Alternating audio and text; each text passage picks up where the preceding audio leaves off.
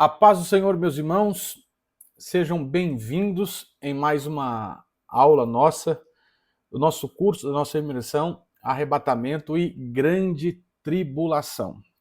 Convido você aí que já, se talvez comprou, né? Se vocês compraram aí o nosso livro, nosso e-book aí digital, pegue ele aí, se você está usando no seu tablet, ou aí no seu celular, no seu smartphone, certo? Ou também físico, ok? É onde nós estamos baseando, tá? Os irmãos aí que tem aí no tablet aí, tá? Tá no tablet também, tá certo? Então, vou mostrar para vocês aqui que nos acompanham ao vivo, ok?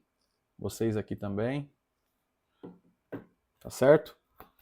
Pegue a Bíblia, caneta, papel, que hoje nós vamos conversar. Pré e pós poderão sentar na mesma mesa e tomando um bom café. Vamos orar. Senhor Deus e nosso Pai, graças te damos, te glorificamos, Senhor, por mais esse ambiente, mesmo que de forma virtual. Estes que estão aqui comigo, todos que aqui estão conosco, que o Senhor possa lançar sobre nós luz de sabedoria e revelação, do qual Paulo disse aos Efésios. No nome de Jesus, rasga a nossa ignorância e que nós possamos sermos iluminados. O tema, o centro, o cerne da nossa aula hoje é Apocalipse capítulo 14, que o Senhor faz conhecido em nosso espírito e que possa transformar todo o nosso entendimento. Aqueles que posteriormente vão assistir, que o Senhor também, no nome de Jesus, ministre da mesma forma. Aonde esta aula, esta imersão chegar e alcançar, que o Senhor transforme-os no nome de Jesus. Amém. Meus irmãos, vamos recapitular algumas coisas, só para que nós possamos nos situar no capítulo 14 de Apocalipse, ok? No capítulo 14 de Apocalipse, se observarmos bem, nós vamos ver 3 visões. Quantas visões? 3 visões. Para tanto, abra aí em Apocalipse capítulo 14 e você vai encontrar o versículo de número 1. Versículo de número 1.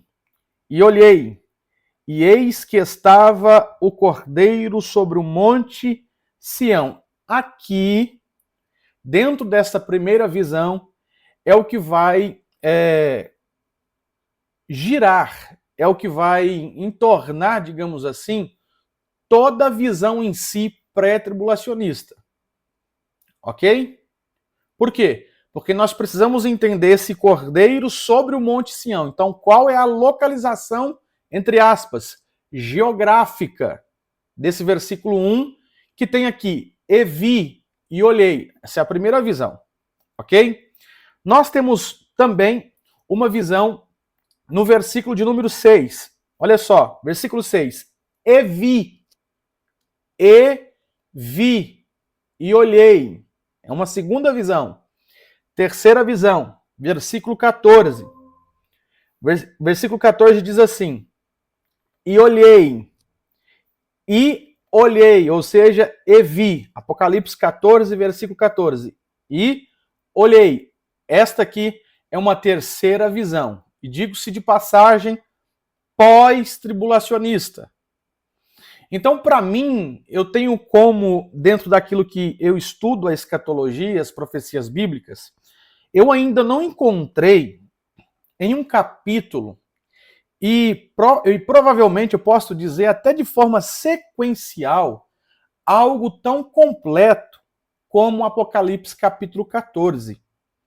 Eu não encontrei ainda um texto, um capítulo em si, que fala assim de forma tão simples, ao mesmo tempo profunda, que dentro desse contexto, desses 20 versículos, está exatamente, acredite se quiser, um texto que nós temos um arrebatamento pré-tribulacionista e um texto de um arrebatamento pós-tribulacionista.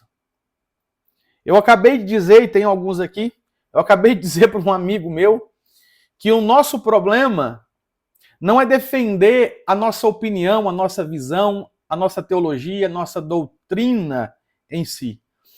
Eu vejo como um problema quando um pré diz que o pós está errado e quando um pós diz que o pré está errado. Aí eu vejo um problema. Então, enquanto ambos defendem as suas visões, dentro daquilo que nós verificamos, analisamos, eu não vejo problema. O meu problema é quando parte de um pré dizendo que o pós está errado e de um pós dizendo que o pré está errado. Luiz, você falou sobre o versículo 1 e sobre o versículo 14. Por que você não disse em si sobre o versículo de número 6? Muito simples.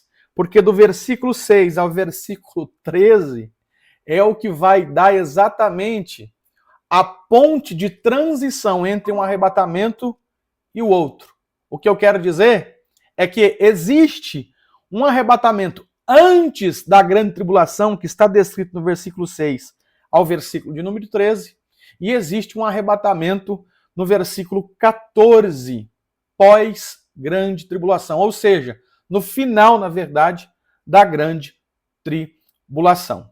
Por isso que eu disse, eu iniciei dizendo aqui que precisamos nos reater, nós precisamos relembrar, digamos assim, aquilo que já venhamos aqui estudando e analisando.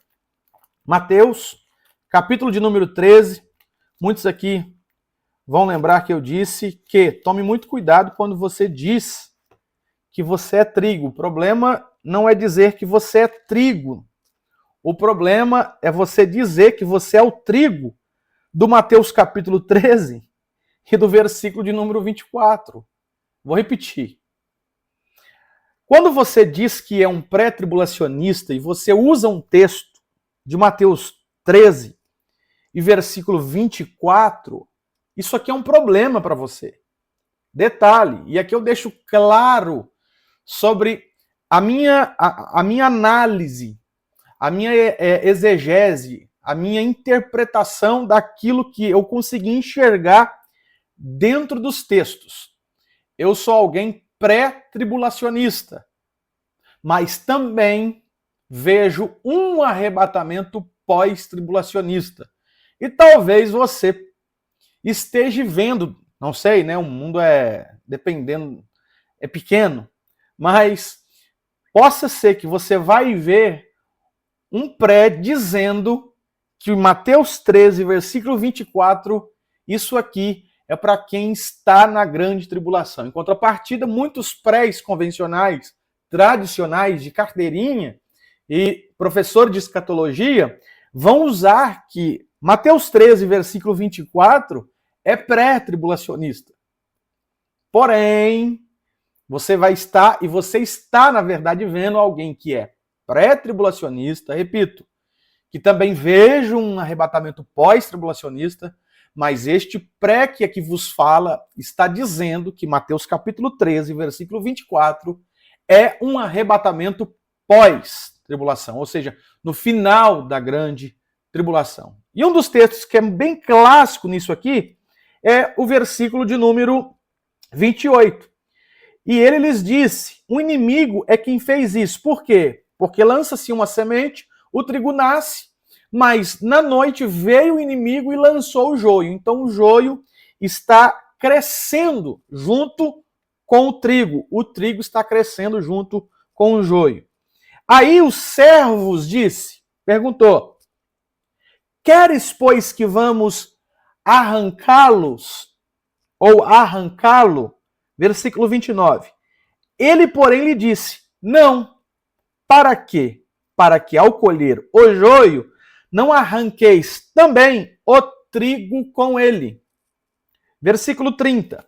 Deixai crescer ambos juntos, até a colheita. Por que até a colheita?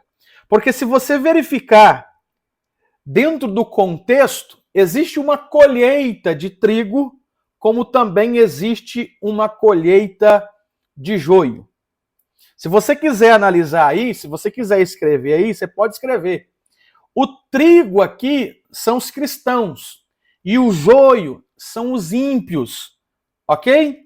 Observe só, versículo 30. Deixai crescer ambos juntos até a ceifa, ou seja, até a colheita. E por ocasião da colheita, direi aos ceifeiros, colhei primeiro o joio. Ó, peraí. Primeiro é o joio. E atai-o em molhos para o queimar. Ou seja, primeiro há uma reunião de joio para o queimar. Então não existia aqui ainda a queimadura, ok? Então primeiro se ajunta. Porém, o texto diz, mas o trigo você vai ajuntar em um lugar. Qual é o lugar? O lugar é o meu celeiro. Para isso, eu preciso fazer uma ponte com dois textos dentro da colheita. Êxodo, capítulo de número 23. Corre lá. Abre comigo. Êxodo, capítulo de número 23, versículo de número 19. Diz assim: as primícias dos primeiros frutos da tua terra trarás à casa do teu Deus. Então é para trazer em um lugar específico.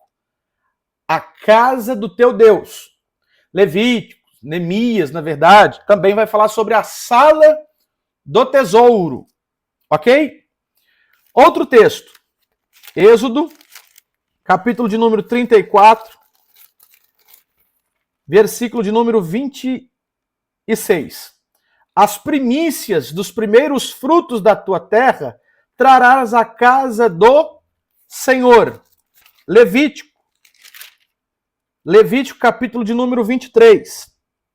Levítico, capítulo de número 23, versículo 10. Fala aos filhos de Israel e diz-lhes, quando houverdes entrado na terra, que vos hei de dar, e fizerdes a sua colheita, então trareis o molho das primícias da vossa cega ao sacerdote.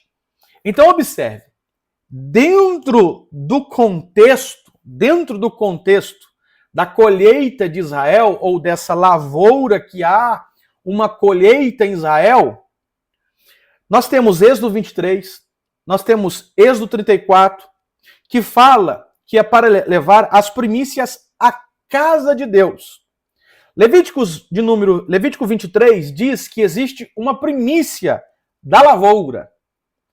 Se você observar atentamente nos versículos de 9 a 25, você vai perceber que existe dois momentos de colheita em Israel. Os primeiros frutos e uma lavoura de forma geral. Olha o versículo de número 22. Levítico, capítulo 23, versículo 22. E quando fizerdes a colheita da vossa terra, não acabarás de cegar os cantos do teu campo, nem colherás as espigas caídas da tua cega. Para o pobre, observe, aqui há uma outra colheita, mas aqui já não é mencionado primícias. A palavra primícia está em Êxodo 23, em Êxodo 34, em Levítico 23, versículo 9, 10 e 11. Diferente do versículo de número 22. Ok? Eu poderia até ler para vocês Levíticos, capítulo 19, versículo 9. Quando também fizerdes a colheita da vossa terra, o canto do teu campo não cegarás totalmente. Ou seja, a Bíblia está repleta desse processo de colheita. E observe só, se eu perguntar para você quem é Paulo, você vai me dizer, é um benjamita, fariseu de fariseu, observador zeloso da lei. Então ele conhecia simplesmente sobre as questões das colheitas de Israel. Para tanto, abra comigo na carta que Paulo escreveu aos Coríntios. Corre lá. Capítulo de número 3. Capítulo de número 3, versículo 7. Por isso, nem o que planta é alguma coisa, nem o que rega, mas Deus que dá o crescimento. Ora, o que planta e o que rega são um, mas cada um receberá o seu galardão segundo o seu trabalho. Versículo 9. Porque nós somos, não é você é, não é eu sou, é nós somos cooperadores de Deus. Agora, segunda parte. Vós sois, e não você, vós sois lavoura de Deus. Capítulo 15 de Coríntios, mesma carta, primeira carta aos Coríntios, capítulo de número 15, versículo de número 23, diz assim: na ressurreição será cada um por sua ordem em si. Aí ele diz: Cristo, as primícias, depois os que são de Cristo na sua vinda. Então essa vinda aqui não é invisível. Essa vinda aqui é visível. Então aqui Paulo está dizendo primícia e depois também está dizendo os que são de Cristo. Ok? O próprio capítulo de número 10 desta carta, versículo de número 11, diz assim: ora, todas estas coisas lhe sobrevieram como figuras escritas para aviso nosso. Porque no versículo 1 ao versículo 10, Paulo está retratando questões, principalmente do Primeiro Testamento, com aquela peregrinação de Israel no deserto. E ele vai falar a respeito do que aconteceu. Eu não estou querendo dizer sobre essas questões no deserto. Eu quero apegar esse texto aqui, ó. Aquilo que aconteceu eram o quê? Figuras. Eu não preciso nem ler o que está em Hebreus, que diz que aquilo que aconteceu, as coisas que foram mencionadas no Primeiro Testamento são sombras. E é claro que nós também precisamos entender que as festas e a forma com que colhe também é escatológica. Por que eu estou dizendo isso para vocês? Muito simples. Agora você vai lá em Apocalipse, capítulo de número 14.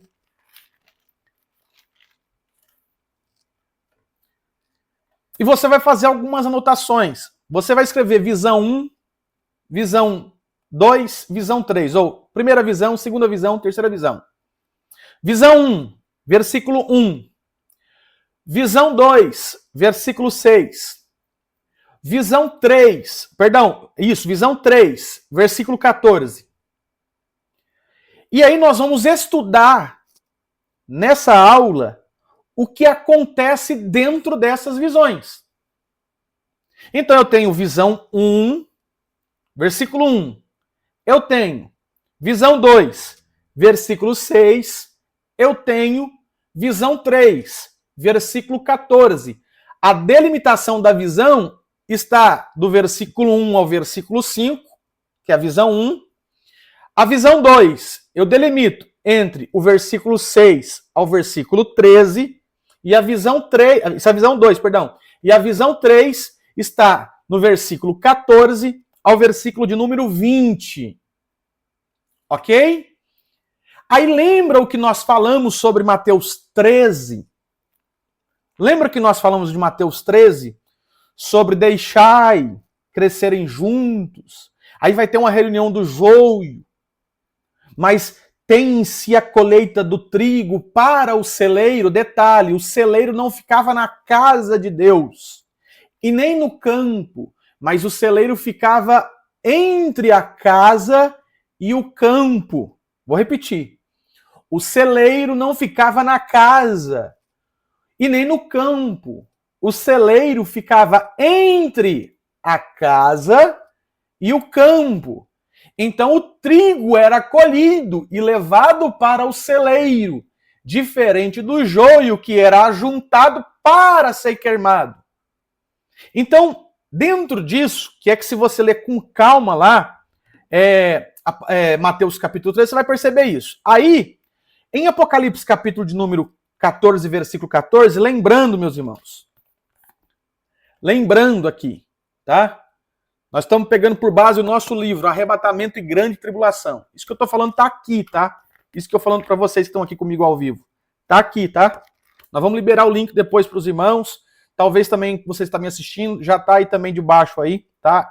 Abaixo aí, para você poder adquirir, tá certo? Então vamos lá, Apocalipse capítulo 14, versículo de número 14. Ficou claro aqui que são 3 visões em si. Por quê? Porque tem a expressão e vi, e olhei, versículo 1, versículo 6 e versículo 14. Aí nós vamos tentar entender o que está acontecendo entre esses versículos, ok? Então quer dizer, se eu estou no versículo 14, eu estou começando de trás para frente, ok? De trás para frente. Vamos ver então o final destas visões ou deste capítulo 14. Versículo 14. E olhei, e eis uma nuvem. Observe essa expressão, uma nuvem. Aqui eu simplesmente citei, né, as distinções entre trono e nuvem, tá certo? Por quê? Porque você vai entender o que eu quero dizer. E assentado sobre a nuvem, um semelhante ao Filho do Homem. Então observe. Aqui no versículo 14, essa nuvem aqui, você vai perceber que ela é visível. Essa nuvem aqui não é invisível. Ok? Essa nuvem é visível. Essa nuvem, a galera que está na terra, observe só, está na terra. Vai ver. Ok? Então vamos lá. Se essa nuvem que não é invisível, porém visível, quer dizer, primeira informação, ela não está, conforme convencionalmente, ela não está no terceiro céu. Como também ela não está assentada na terra. Então quer dizer que ela está entre o céu e a terra. Mas o céu eu posso dizer que é atmosférico. Então é como se você visse de fato as nuvens de gases, né? De gases, perdão. De evaporação, da condensação. Aí nos gases que eu queria dizer era sobre as estrelas. É como que você vê as estrelas, né? Então observe que não está em si no terceiro céu, mas também não está assentado na terra, mas está entre. Ok? Então está sobre, digamos assim, não está em contato e é visível. Tá, ok. Aí, observe. Que tinha sobre a sua cabeça uma coroa de ouro e na sua mão uma foice aguda. Uma foice aguda. Versículo 15. Antes do versículo 15 eu te pergunto, quem é essa foice? Quem é essa foice? E se eu dizer para você que essa foice é anjo ou anjos? Abre lá, Mateus capítulo 13. Rapidinho. Em outras palavras, Apocalipse 14, 14 é Mateus 13, irmãos. É Mateus 13, versículo 24 ao versículo 43. Ok? Olha só. O versículo de número 38. O campo é o mundo e a boa semente são os filhos do reino e o joio são os filhos do maligno. O inimigo que semeou é o diabo e a ceifa é o fim do mundo.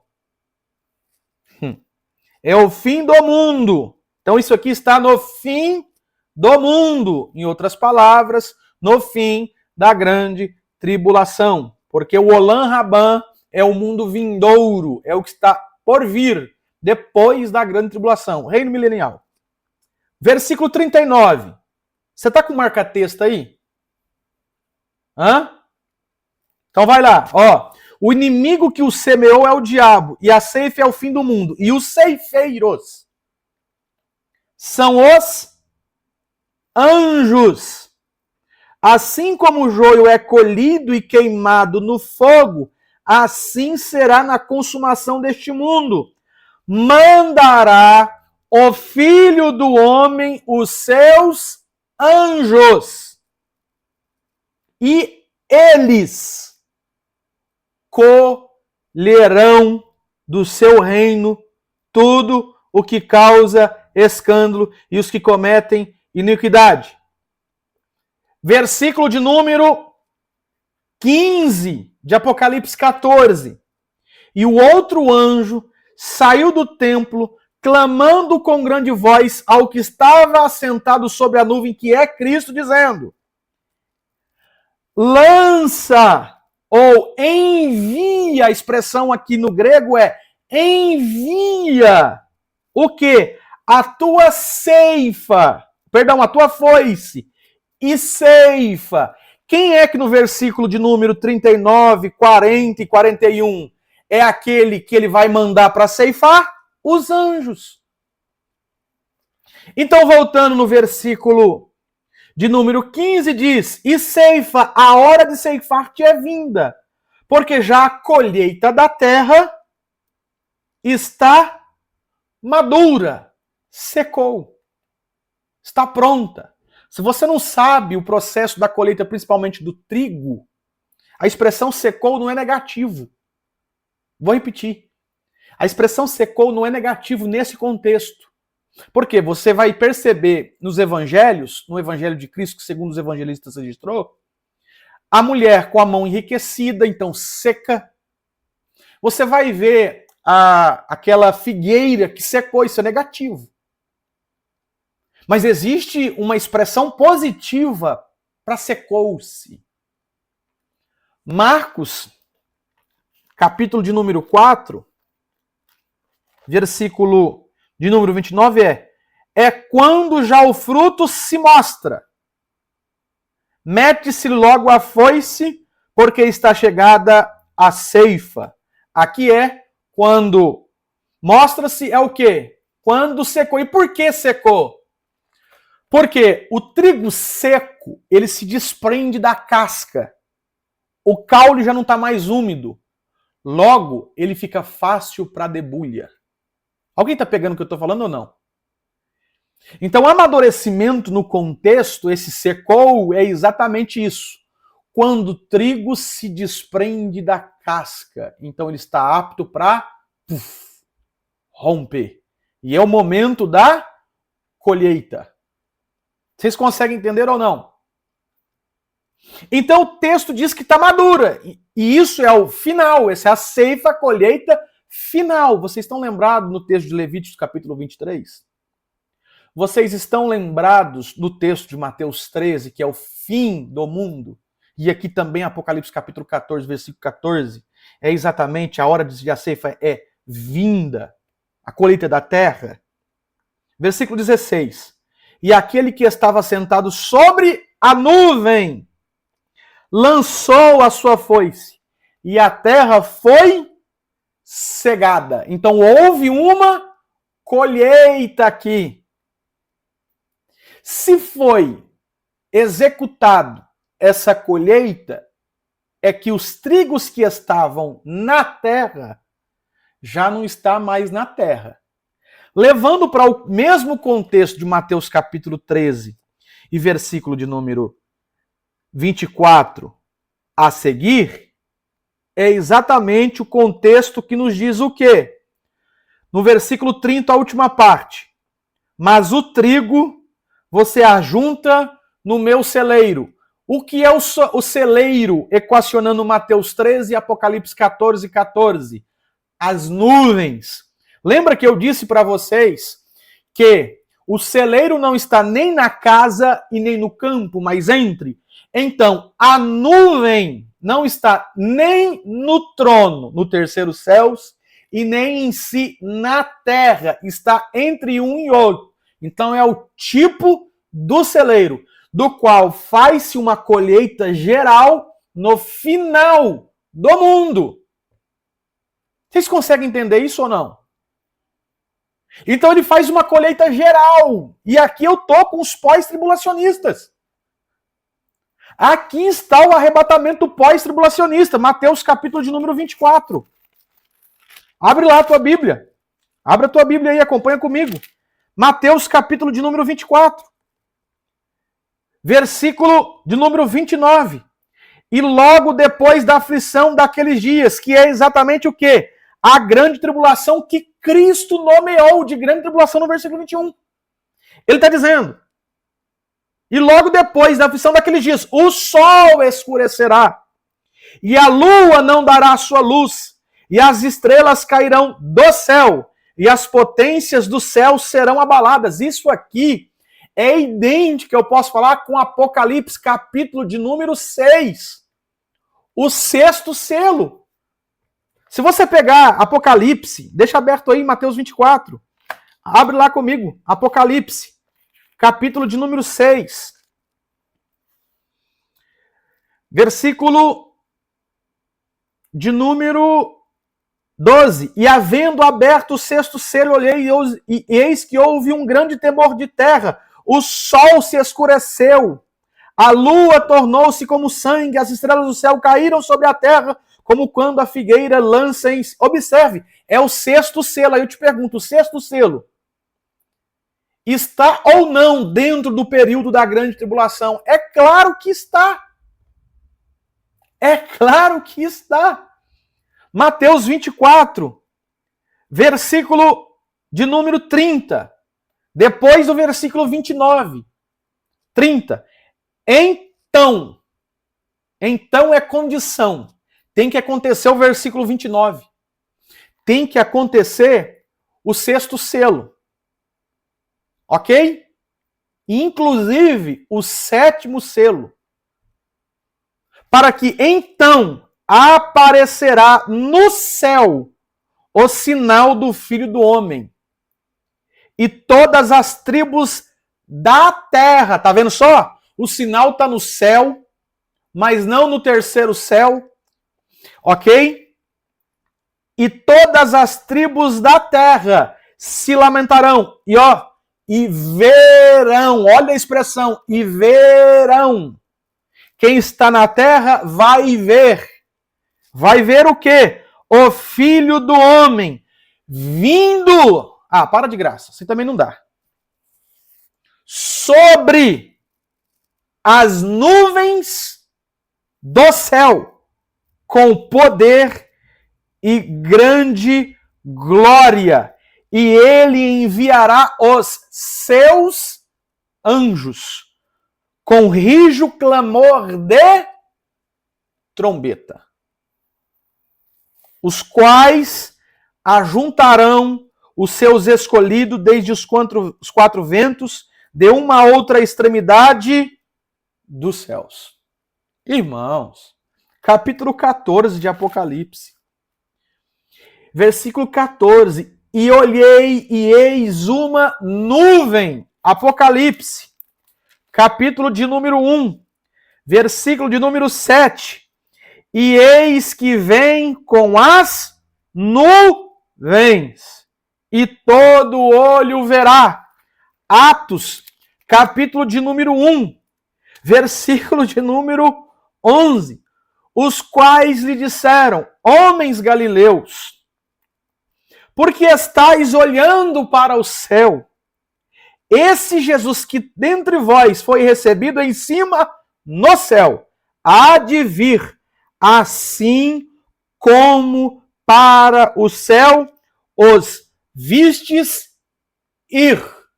Versículo 9 diz assim: e quando dizia isto, vendo eles estão vendo, foi elevado às alturas, e uma nuvem o recebeu. Então existe o processo de que uma nuvem o recebe. Tem a segunda parte. O oculta de seus olhos. Aí o versículo 11 diz, assim como ele foi, ele voltará. Então quer dizer que se ele foi, e eu posso dizer sem nenhum problema, em duas fases, do Monte Sião para as nuvens que o olho está vendo, mas ao mesmo momento que está vendo, deixou de ver.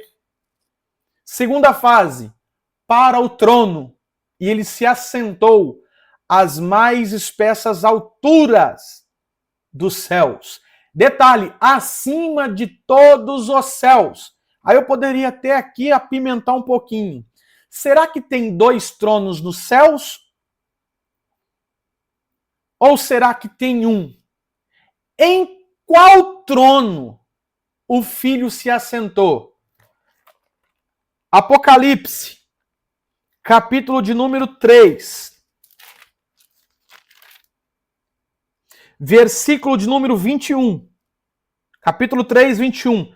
Ao que vencer, lhe concederei que se assente comigo no meu trono. Então ele tem um trono, mas observe, que se assente comigo no meu trono, ponto e vírgula, assim como eu venci e me assentei. Então ele se assentou, tá?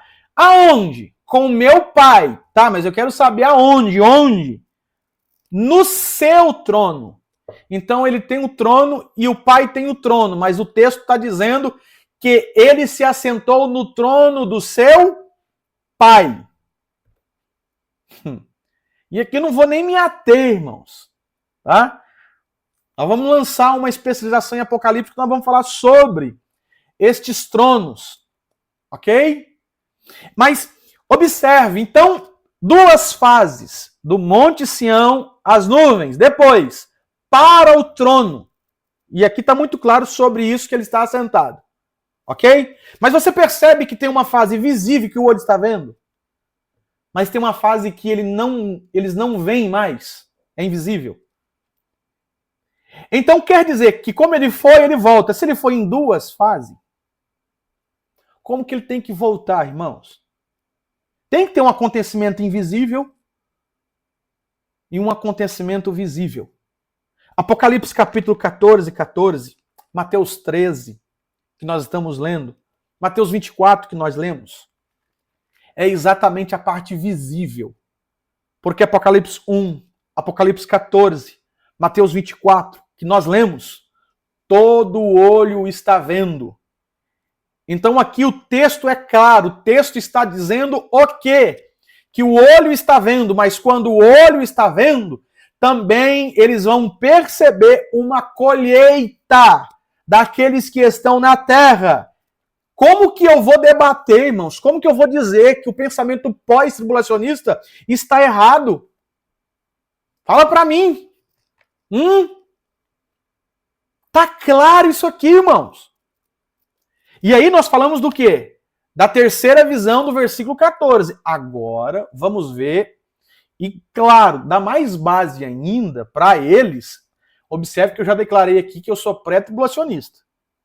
Mas olha o que eu estou dizendo. E para dar mais base ainda para eles desse arrebatamento pós-tribulacionista, que aqui eu acho que já ficou claro que esse arrebatamento no final da grande tribulação não estão indo para o trono, porque o que está em jogo aqui é nuvem. E ele está descendo. Por que descendo? Apocalipse capítulo 14, o versículo de número 16, eu creio que está claro aí para vocês. Ok? Aí tem o quê? O versículo de número 17. E saiu do templo que está no céu outro anjo, o qual também tinha uma foice aguda. E saiu do altar outro anjo, que tinha poder sobre o fogo, e clamou com grande voz ao que tinha foice aguda, dizendo: lança a tua foice aguda e vindima os cachos da vinha da terra. Por quê? Porque já as suas uvas estão maduras. Aqui é a videira da terra. Observe. Existe o bom pastor, mas existe o falso pastor. Zacarias disse. Existe Cristo e existe o anticristo. Existe o Pai, o Filho e o Espírito Santo. Existe o dragão, o anticristo e o falso profeta. Se existe a videira verdadeira, existe a videira da terra. Jesus disse: eu não sou deste mundo, então a videira verdadeira é dos céus. Mas a videira da terra estão arraizados com o anticristo. O texto é claro. Vocês conseguem entender ou não isso aqui? A videira dos céus é como desfrute para Deus, tomando o fruto da vide, para satisfazer a sua vontade. Mas a videira da terra, ele não toma. Ele não internaliza isso. O texto diz que ele pisa. Apocalipse capítulo 14, versículo 18, 19 e 20, é Apocalipse capítulo 19, para você entender isso aqui, a partir do versículo 11. E vi o céu aberto, e eis um cavalo branco, e o que estava assentado sobre ele chama-se Fiel e Verdadeiro, e julga e peleja com justiça. E os seus olhos eram como chama de fogo. Versículo 13, e estava vestido de uma veste tingida em sangue, e o nome pelo qual se chama é a Palavra de Deus. Versículo 14, e seguiam-no os exércitos no céu em cavalos brancos. Versículo de número 17, e vi um anjo que estava no sol, e clamou com grande voz, dizendo a todas as aves que voavam pelo meio do céu: vinde, e ajuntai-vos à ceia do grande Deus. Para quê? Para comer a carne que está na terra. Por quê? Capítulo 14 e versículo de número 19 diz: e o anjo lançou a sua foice à terra e vindimou as uvas da vinha da terra. Deixa eu falar um negócio. Trigo se colhe e leva-se para onde? Para o celeiro. Primícias, nós já vamos falar. Mas observe a expressão uva. Se você verificar os textos que falam das uvas, lá em Mateus capítulo 21, versículo 35, daquela vinha, existe lá já também o lagar. É no mesmo ambiente, eu posso assim dizer. Então, sendo no mesmo ambiente, é claro que é nesse mesmo ambiente que ele vai pisar as uvas, na terra. Observe, capítulo 14, versículo de número 19, a última parte. E atirou-os no grande lagar da ira de Deus. 20. E o lagar foi pisado fora da cidade. E saiu sangue do lagar até os freios dos cavalos. Quase 2 metros. Quase 1,5 metro, 2 metros de altura de sangue. Pelo espaço de 1.600 estádios. Quase 300 quilômetros de sangue. Isso aqui é exatamente Isaías capítulo 5, se não me falha a memória. Eu mesmo, sozinho, pisei o lagar, venci os meus adversários. Por isso que o texto diz, até que ponha os teus inimigos por escabelos de seus pés. É aqui a última, aqui é o Armagedon. E digo-se de passagem, irmão, aqui é o Gog e Magog de Ezequiel 38, para você parar de ficar dando ideia para pessoas aí que diz que é agora, é agora. Se é agora, isso é o final da grande tribulação. Pelo amor de Deus, vamos ler a Bíblia. Vamos estudar com quem tem seriedade. É claro que tem pessoas sérias, sinceras, piedosas, que são pontos de vista, mas tem pessoas, irmãos, que são maldosas, que não estão preocupadas em querer ensinar, extrair o perfume dessa essência das Escrituras, mas está a fim de financiar mentiras, provocando medos para tirar de você o seu dinheiro. Tome muito cuidado. Então aqui, eu creio ao menos, está muito claro. Agora vamos ver o que acontece antes disso aqui. Isso aqui é o final do que está acontecendo a partir do versículo de número 6. Observe. E vi outro anjo voar pelo meio. Apocalipse 14, versículo 6. E vi outro anjo voar pelo meio do céu e tinha o evangelho da vida eterna. O evangelho eterno é o evangelho da vida eterna. E ele está pregando. Os anjos estão pregando. Deixa eu fazer uma pergunta para vocês, irmão. Em qual parte os anjos vão pregar o evangelho? Antes dos 7 anos? Nos primeiros 3 anos dos 7 anos? Não. No início da grande tribulação. Porque se você ler Apocalipse capítulo de número 11, versículo 3, você vai ver também que as 2 testemunhas estão pregando. Aí aqui é algo meu, principalmente. As 2 testemunhas estão pregando no Oriente Médio, principalmente em Israel. Em contrapartida, os anjos, olha o texto, capítulo de número 14, para o proclamar aos que habitam sobre a terra e toda a nação, tribo, língua e povo. Ou seja, sabe aquela ideia lá de Mateus capítulo 24, que não vai vir o fim antes que o evangelho do reino seja pregado a todas as nações? Aí tem gente que diz, para Jesus vir, ou seja, dentro do pensamento deles, para arrebatar a igreja, o evangelho precisa ser pregado a todas as nações. Não, irmão, pelo amor de Deus. Mateus capítulo 24, dentro daquele contexto que esse evangelho será pregado. Eu tenho que ler. Mateus capítulo de número 24. Abre lá. Mateus capítulo de número 24, versículo de número 14, diz assim: e este evangelho do reino será pregado em todo o mundo, em testemunho a todas as nações, e então virá o fim.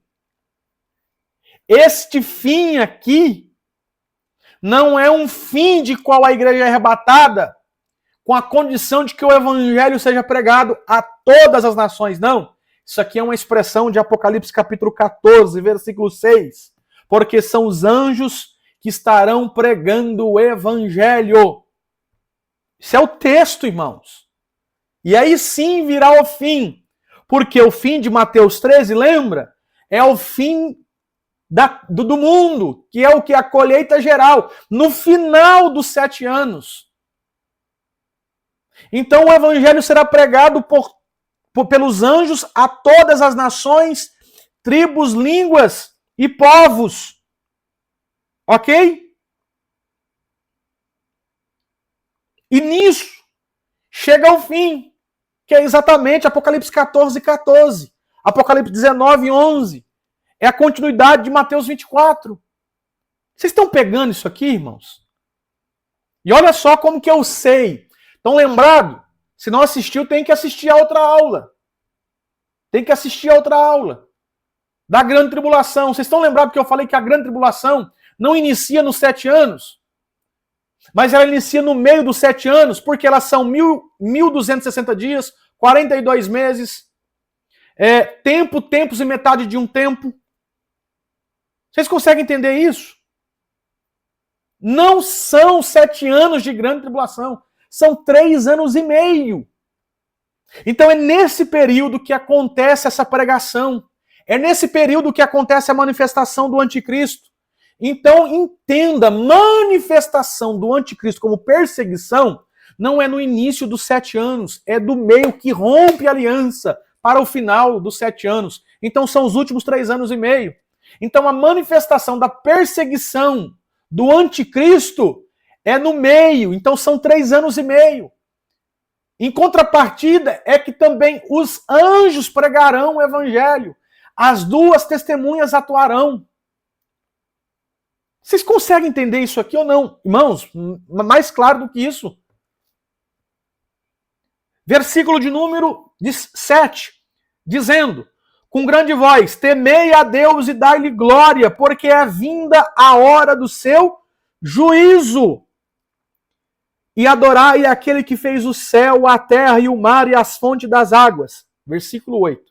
E outro anjo seguiu dizendo, caiu a grande Babilônia. Tome cuidado com algumas versões que colocou aqui a grande cidade.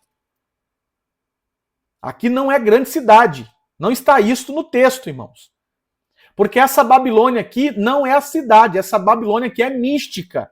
É misteriosa. Em outras palavras, essa Babilônia aqui é do Apocalipse 17 e não a do Apocalipse 18. Tudo bem, tem gente que ensina que é a mesma. Mas se você verificar, não é. E digo isso assim rápido. Se você analisar com calma Apocalipse 17 e Apocalipse 18, Apocalipse 17, quem destrói essa Babilônia são os reis. No capítulo 18, os reis estão lamentando, murmurando pela destruição da Babilônia. A Babilônia do 18 é literal. É o Iraque. É a região da Mesopotâmia.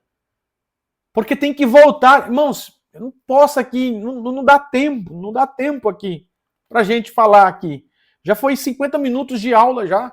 Não dá tempo. Nós vamos fazer a especialização de Apocalipse. Se você quiser e tem interesse em fazer e aprofundar mais, nos procure. Tá? Nós precisamos ter interesse pelas escrituras. Se não quiser, não tem problema. Tá? Mas não dá tempo. O que eu posso dizer é soltar aqui, você vai por si mesmo. Se quiser, venha conosco. Apocalipse 17. Os reis confederados, aqueles 10 reis, que simbolizam o quê? As 10 cabeças do Apocalipse 13. Que são os reis, governados pelo anticristo agora. Destruirão a Babilônia mística, misteriosa, religiosa, apóstata, digamos assim. Vocês conseguem entender? Diferente da do 18. Porque para se estabelecer plenamente a do 18, eu preciso destruir a do 17. Ou seja, o anticristo voltará à sua sede para a Babilônia. Porque Babel é praticamente, eu posso dizer, é na verdade onde tudo começou de rebelião. Como eu queria que você entendesse. E quer entender um pouquinho, sem fazer o curso, a especialização de Apocalipse, vou deixar aqui também. Nós temos uma plataforma, se eu não me engano, R$19,90 ou R$24,90 mensais. Lá nós temos aula de especialização de Daniel, capítulo por capítulo. Lá tem essa aula que eu falei sobre, apostila, viu? Apostilado. Que eu falei sobre as duas Babilônia, que eu falei os tronos, tá lá. Eu falei da visão, do sonho de Nabucodonosor no capítulo 2. Que não tem nada a ver com o capítulo 7, aquele leão não tem nada a ver com Babilônia, irmãos. Não tem, pelo amor de Deus, não tem, irmãos. Mas não dá. Vamos voltar aqui, que eu vou te provar que isso aqui não é a grande cidade, isso aqui é a grande Babilônia no capítulo 17. Versículo de número 8. O próprio texto diz, de que todas as nações deu a beber do vinho da ira da sua fornicação. Apocalipse capítulo 17, versículo de número 5. E na sua testa estava escrito o nome mistério, a grande Babilônia, a mãe das prostituições e abominações da terra. É muito claro o que o texto está dizendo. Versículo 9. E seguiu-se o terceiro anjo dizendo, com grande voz, se alguém adorar a besta, observe. Então, aqui o texto já diz sobre a besta e a sua imagem. Quer dizer que isso aqui não está no primeiro 3 anos e meio, irmãos. Isso aqui está no final, isso aqui está dentro do período dos últimos 3 anos e meio. Por quê? Porque a besta em si, a marca da besta em si, a sua estátua em si, não está nos 3 primeiros anos dos últimos 7 anos. Mas está do meio para frente dos últimos 7 anos. Então são os últimos 3 anos e meio. Então quer dizer que tudo o que está do versículo 6 ao versículo 13 é grande tribulação, porque a grande tribulação é que estará os anjos pregando, a marca da besta, a besta em si. E para iniciar tudo isso, a Babilônia do capítulo 17 precisa cair. E para você entender, isso aqui não dá para explicar, mas ao menos aqui você já está ciente, esclarecido, iluminado, que isso aqui é o período da grande tribulação. Em outras palavras, a visão 3, que vai do versículo 14 ao 20, com essas cenas que acontecem aqui, é exatamente o final da grande tribulação, final dos 7 anos, final dos 3 anos e meio. Então quer dizer que a visão 2, versículo 6 ao versículo 13, é a grande tribulação. Então quer dizer que o que está acontecendo no versículo 14 ao versículo 20 é a colheita final, então um arrebatamento pós-tribulacionista. Por quê? Porque isso aqui está pós a grande tribulação, que eu já estou dizendo que está no versículo 6 a 13. Está claro esse arrebatamento aqui, irmãos. Qual que é o problema? Aí nós precisamos nos ater exatamente no versículo 1 ao versículo 5. Se o 6 a 13 é grande tribulação, e 14 e 20 é que essa grande tribulação está chegando ao fim, quer dizer então que existe algo antes da grande tribulação. Capítulo 14, versículo 1, e agora é para aqueles que pensam pré-tribulacionista. Então você, até aqui, se quiser também, é encargo seu. Nós estamos aqui para lançar a luz, apontar o caminho. Segue quem quer. Ninguém é obrigado. Mas os textos estão aqui que o Senhor lance luz sobre os seus olhos. E nós não precisamos manter o nosso orgulho. Mas se você quiser manter, faça. Mas ao menos aqui está claro, ao meu ver, que existe um arrebatamento pós-grande tribulação. Então, eu sendo um pré, eu não digo que o pós está errado. Agora nós entramos na última parte, que na verdade deveria ser a primeira parte, mas eu comecei de trás para frente, exatamente por causa disso. Ou seja, eu falei sobre a questão que o pré, ao menos, não pode ou não deveria olhar para o pós e dizer que eles estão errados. Ao menos dentro dessa aula que nós tomamos. Agora, os pós, podendo ver isso naquilo que nós discorremos, falar, tá vendo? Nós estamos certos. E de fato estão. Ao menos naquilo que eu entendo. Qual é o problema? O problema é olhar para o pré e dizer que eles estão errados. Porque não estão. Mas sobre essa primeira visão, que antecede a grande tribulação e o final dela, nós vamos discorrer. Mas não é hoje não. É na próxima aula. Deus os abençoe em nome de Jesus.